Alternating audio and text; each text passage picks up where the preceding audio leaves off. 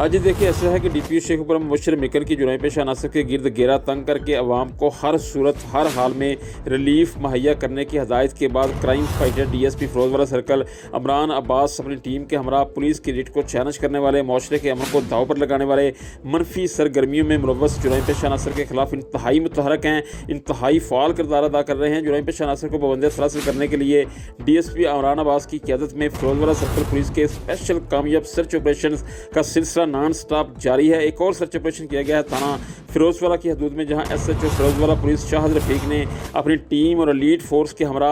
मतअद्दद मशकूक अफराद को बजरिया metric device check किया और इस दौरान मतअद्दद अफराद को गिरफ्तार करके इनके कब्जा से आतिशी असला और मनशियात की बड़ी मकदार बरामद करके मुलजमान के खिलाफ अलग अलग मुकदमात दर्ज कर लिए गए हैं। जुराइम पेशा अनासर के खिलाफ शानदार और मुसलसल कामयाब कार्रवाइयों पर फिरोजवाला सर्कल के अवामी समाजी सियासी हलकों ने डीएसपी अमरान अब्बास और इनकी बेहतरीन टीम की काविशों को भरपूर सराहा है और डीपीओ शेखपुरा मुबशर मिकन का शुक्रिया अदा किया है।